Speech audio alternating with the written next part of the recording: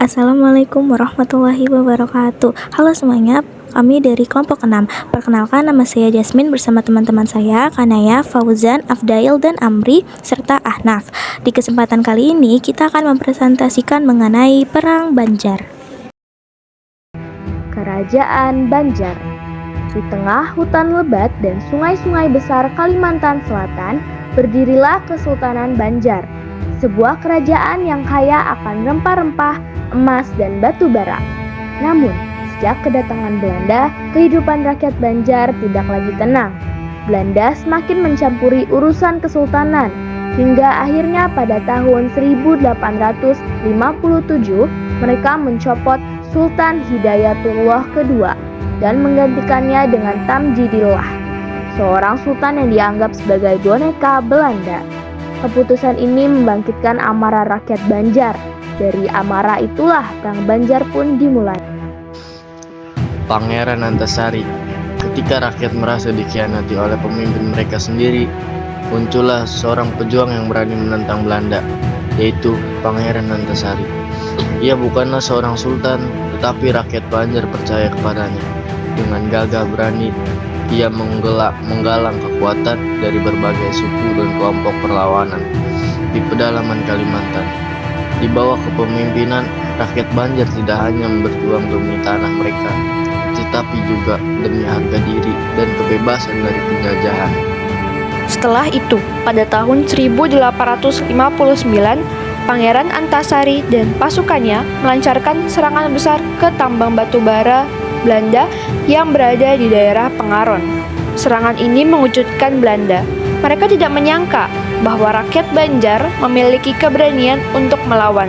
Setelah serangan ini, perang pun menyebar ke berbagai wilayah, seperti wilayah Barito, hulu sungai, dan juga tanah laut. Belanda merespon dengan mengirimkan pasukan yang berskala besar. Mereka menggunakan senjata yang modern, kapal perang, hingga strategi militer yang lebih terorganisir. Namun, rakyat Banjar tentu tidak gentar. Taktik gerilya.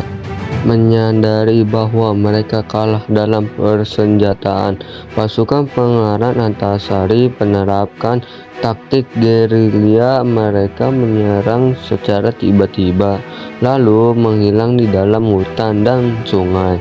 Belanda semakin kewalahan. Perang yang mereka kira akan berakhir cepat justru berlangsung selama bertahun-tahun. Dalam Perang Banjar ini, tentu Pangeran Antasari tidak berjuang sendirian. Bersama dengan Demang Lehman, Gusti Maseman, dan pasukan suku Dayak, mereka terus memberikan perlawanan. Mereka menyerang benteng Belanda, membakar kapal dagang, hingga mengganggu jalur perdagangan kolonial Belanda. Akhir dari Perang Banjar yang pertama, namun keunggulan teknologi dan strategi Belanda mulai memberikan hasil. Satu persatu wilayah pertahanan pejuang Banjar jatuh di tangan Belanda. Yang kedua, di tengah perjuangan yang masih berlangsung, Pangeran Antasari jatuh sakit akibat wabah cacar. Pada 11 Oktober 1862, ia wafat di tengah hutan dikelilingi oleh pasukan yang setia. Yang ketiga, meskipun kehilangan pemimpin mereka, para pejuang tetap bertempur. Namun dengan semakin kuatnya tekanan Belanda, pada tahun 1863, perang pun berakhir dengan kekalahan Kesultanan Banjar. Kesimpulan, kini Pangeran Antasari dikenang sebagai pahlawan nasional. Namanya dijadikan dalam berbagai tempat dan monumen. Perang Banjar bukan hanya tentang perlawanan fisik, tetapi juga tentang semangat pantang menyerah, keberanian, dan tekad untuk mempertahankan kehormatan bangsa. Nah, teman-teman, itulah presentasi kita mengenai tentang Perang Banjar. Sebelum mengakhiri presentasi pada hari ini, apakah ada pertanyaan ataupun tanggapan? Sekian presentasi dari kelompok 6, kurang dan lebihnya mohon maaf.